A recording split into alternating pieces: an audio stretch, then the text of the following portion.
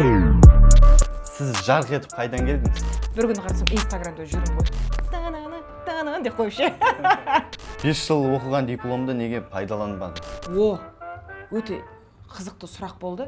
О жақтан әйтеуір 1000 теңге беріп қоятын. Соған мәссің ғой. Конечно, 1000 алғыс, ойбай, құдайым-ай. Рахмет сіздерге. Жалпы сіздің стиліңіз триодан алынған ба? Бүйтсек басың алады. Басың бүйтіп қаласың ғой.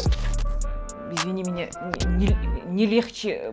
Пошли вы все к черту дедім. Администраторыңыз күйеуіңіз айлығы қанша? Қанша, қалай, қанша теңге деген сияқты. Жүзгешін өмесіге дей ма? Инстаграмда неге гип ойнатылмай кетті? Мен жағдайым одан нашар емес. Ақсыны сызып қойын. Өкініш бар ма жалпы? Мен жыладым даже жыладым. Сізді пайдаланғысы келетін адамдар бар ма жаныңызда? Тойдағы ең келеңсіз 3 жағдайды айтып беріңізші. Біреудің рюмкасына бүйтіп мынандай каблукпен кіріп кетіп атқан кездері болады. Расчет болмай қалады. Жатасың. Өміріңізді бір сәт артқа айналдыратын болсаңыз, нені өзгертер едіңіз? Ауыр мен үшін. Сол. Бар болған сол. Халық сіз туралы не айтады деп ойлайсыз? Арай Ғалымжанқызы десе уже деуде мүмкін халық. Алда уақытта шығармашылығыңызда не жаңалық? Тойдуман телеканалын беріп атырмыз. Сұхбаттайым осы бағдарламасына өйстіп сұхбатымды беріп атқаныма мен де риза болып отырмын.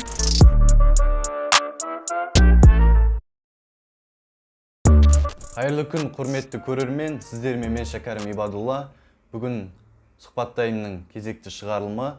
Бүгін біздің қонағымыз әнші, шоумен Арай Ғалымжанқызы. Қош келдіңіз. Қош көрдік. Қалайсыз? Жақсы. Сіз жарқ етіп қайдан келдіңіз? Жарқ етіп, осы тойға арнайы дайындалдым мен негізі. Анау Диета KZ-тің Шынара деген әнін білмеймін, бір сезгендей болдым ба, осын жазып сонымен жарқ еттім ғой, сол Шынара әнімен жарқ еттім. Шықпастан бұрын дайындалдыңыз. Мен почему-то соны сездім ғой менше. Осыны арнайы халық маған қарасын деп жаздырдым, ойымдағы келді ғой. Көп күттіңіз ол бүгін? Көп күткен де жоқ, почему-то білмеймін, іште бір сезім болды ма сондай. Бір почему-то именно сол әңгіме бар күшімді салып, бір күні қарасам Инстаграмда жүрім ғой. Та-на-на деп қойшы. 5 жыл оқыған дипломды неге пайдаланбадыңыз? Театрда жүріп ән айтуға болатын еді, тойға шығуға. О, өте қызықты сұрақ болды. Как раз мен өзі 5 жыл оқыдым, бірақ мен ойламадым. Мен почему-то білмеймін, театрда жұмыс істеймін деп ойлаған жоқпын. Өйткені бірінші курсқа қалай түстім, мен сразу тойда жүрдім да. Тойда жүрдім. Неден бастадым? Официант болдым. Күніге 1000 теңге табысым еді. Одан кейін официант болып жүріп, сол жаңағы Тамирис деген тойханада официант болып жүріп, сол Тамиристің бастығы Арай, сен почему-то ән айтатын бар еді ғой деп ән айтқызды. Тамиристің астынан ностальгия 90-х дегенге барып ән айтатын астына барып. Живой да? О жаққа барып ән айтып келетін. О жақтан әйтеуір 1000 теңге беріп қоятын. Соған мәссің ғой. Сөйтіп жүріп, бір күні қарасам, 5 топқа кіріп кеттім. Биледім. 6 қыз болып кәдімгідей биледім. О жақтан табысым тоже 1000 теңге болды. 1000 теңгеден аспайтын. Бір алысқа кетіп қалсақ, бір 2 теңге тапқанымызға қуанатынбыз ғой. О жақта жүрдім. Сөйтіп жүріп, сол билеп жүріп, жаңағы Есімхан деген ағайдың қолына кіріп трио болдық. Арсет деген трио болдық. Осы Шымкентте өзі бетке тұтар триолардың бірі болдық. Арсет деп ашылдық. Ол триода мен 2 жылдай өлең айттым, қателеспесем. Содан кейін енді қыздар тұрмысқа шығады дегендей, қыздар тарқап кеткеннен кейін бәріміз жан-жаққа шашырадық. Одан кейін каким-то образым сол өзім бөлек шыққаннан кейін жаңа Шынароды жаздырам ғой мен. Шынароды жаздырып, сонымен жаңа басқа да өлеңдер бар, бірақ именно сол Шынародың астын сызып кетейін. Шынарод айтқан кезде жаңа Диета KZ-тегі Жасұлан ағам да ешқайсысы ренжіген жоқ, наоборот, баса бер деді. Солардың баса бер деген ниетімен кеттім ғой дальше больше. Соны осындай деңгейге жетіп отыр. Диета KZ-ке алғыс айтасыз. Конечно, 1000 алғыс, ойбай, құдайым-ай. Рахмет сіздерге. Сол.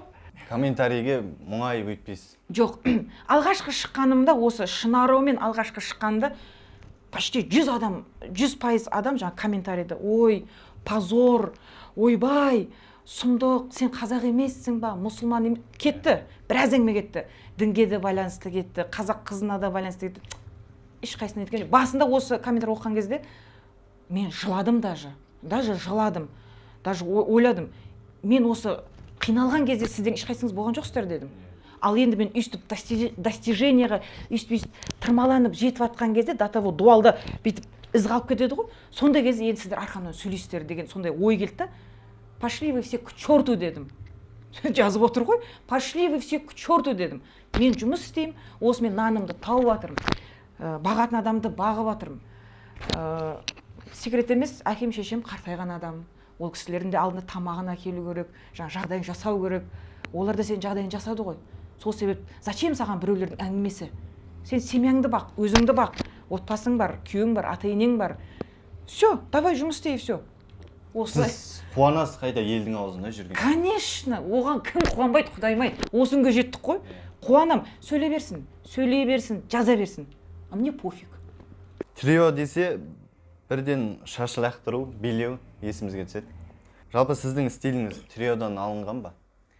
Менің стилім жартылай триодан алынған, оның алдаудың қажеті жоқ. Сол кездері осы білмеймін, білетін адам бар, білмейтін адам бар. Қыздарай деген трио бар еді. Ең алғашқы ашылған осы Шымкентте менмін деген, Қыздарай деген трио бар еді. Ол кісілермен қазір араласпайтын да шығарамыз, енді бәрі тұрмысқа шықты енді. Сол кезде шаш лақтыру деген бар, енді шығып жатқан нәрсе ғой, енді мода ғой. Трионың өзі аз, одан кейін біз шықтық жаңағы, бізді шығарып арсет қып. Шаш лақтыру қалып кеткен ғой енді. Ауру кетсе де әдет қалмайды деген сияқты. Басында сөйтіп шықтым мен де. Шаш лақтырдым, бүйттім, әйтеу ел жұрттан көрген істедік қой енді бізде. Жаспыз ғой қанша деген, ойбай, 23-теміз ба, 24-теміз ба. Сөйтіп, қазір уже білмеймін, жас келіп қалды ма, уже бүйтсең басың айналады. Басың ұрып, бүйтіп қаласың ғой. Уже қанша деген 31-ге келдік қой. Уже ол жоқ уже. Ол өтті. Ол өтті ол заман. Қазір уже нең бар, сырмен шығасың ғой, бүйтіп, деп қойып. Администраторыңыз, күйеуіңіз. Айлығы қанша? Күйеуіңіздің. Күйеуімнің айлығын есептемей ақ қояйын. Жалпы осы кісіге мен барын тапсырдым. Енді бірге жүргенімізге көп жылдар болды ғой. Осы кісіні мен алғашқы танысқаннан бастап, жалпы осы кісінің мінезін біле бастап, мен жалпы бірге жұмыс істейміз дегеннен бастап, мен барлық нені осы кісіге тапсырдым. Ол жерде менің ойымда ешқандай арам ой болған жоқ, бір ақша жайында да ой болған жоқ. Еркек адам болғаннан кейін, по-любому енді клиентпен сөйлескеннен еркек адам сөйлессе, уже серьезно әңгіме кетеді. Қанша, қалай, қанша теңге деген сияқты. Сон басында ол уже 7-8 жыл бұрын осы кісіге тапсырғанмын, сен сөйлес, сен ал заказдарды деп. Содан бері келе жатыр. Бұл менің бастығым, не только күйеуім, бүкіл тойларды осы кісі алады. Қай жерден болса осы кісі келсе, мен просто сахнаға шығам, күліп ойнайын, халықты билету болды. Ол тек менің жұмысым. Қалған бәрі осы кісі шешеді. Жауапкершілік бәрі күйеуіңізде. Барлығы осы кісіде. Қайта жеңілдеді ғой. Конечно, жеңіл дегенде енді бір қалай айтсам болады енді. Осы кісі шешсе, жалпы менің өзіме спокойно болады да. Өйткені қанша дегенмен әйелі адамбыз ғой, біз жұмсақтау келеміз. Еркек кісілер заңдайды қанша дегенмен. Сол үшін ұзын сөздің қысқасы, еркек адам сөйлессе, сол жақсы. Чем әйел адамға қарағанда. Өмірге деген өкініш бар ма жалпы? Жоқ, өмірге деген өкініш жоқ. Адам болып келгеннен кейін, адам болып өмір сүріп, адам болып өлгенге не жетсін? Болды. Вообще, зор өмір сүріп жатырмын, Құдайға шүкір, Аллаға мыңда шүкір деймін. Ешқандай қиналып жатқан жоқпын. Құдайға шүкір, бала шағам қасымда, күйеуім қасымда, енем қасымда, әке-шешем тірі, бәрін жағдайын жасап жатыр, бауырларым қасымда. Енді былайша айтқанда еркемін ғой әлі күнге шейін. Тұрмысқа шығып кетсем де, өзі кемпір шалдың қызым ғой мен. Әлі күнге шейін біреу бетіме басып бір жаман сөз айтқан емес. То есть жаңағы тиісіп бір ұрсып, әлі күнге шейін ерке қызбын. Даже мына күйеуім жақтан да ағаларым, жешелерім Раечка деп еркелетеді әлі күнге дейін. Әйтпесе жұмсалатын адам ғой келін болғаннан кейін. Сол. Сізді пайдаланғысы келетін адамдар бар ма жаныңызда? Пайдаланғысы келетін адамдар жоқ, одан кейін оларды біз алыстан сеземіз. Сразу жоқ, все. үзілді кесілді. Уже сөздерінен, жалпы тірліктерінен білінеді. Бірден білінеді. Уже біз бірінші рет кеше ғана келген жоқпыз ғой бұл сфераға. Уже 10 жыл, 11 жыл қапты осы сферада жүрген. Жалпы тойдың сферасына жүргеніме, менің де, күйеуімнің де тойдың сферасына жүргенімізге 10 жылдан асып кетті. Уже білеміз, кім қалай сөйлейді бізге, қандай движение жасап жатыр. Білініп қалады уже, қандай оймен жүргеніміз қасында. Тәжірибе бар. Конечно. Ой, жетіп жатыр. Сол. Тойдағы ең келеңсіз үш жағдайды айтып беріңізші. Басыңыздан өткен. Көп, өте көп. Әсіресе неге екен білмеймін, именно мен туфлимен болады. Киім кешегімен емес, бір жыртылып қабатқан емес, именно аяқ жағына, аяққа қатысты болса, енді туфлиім өз-өзімнің аяғын басып, каблугым үшкір ғой, өзімнің аяғын басып тез жіберіп, енді ойлада өзің, екі аяғың бір туфли, бір жабысып қалып, құлаған кездерім де болды. Одан кейін бір туфли лақтырып жіберіп билейтін кездерім болады.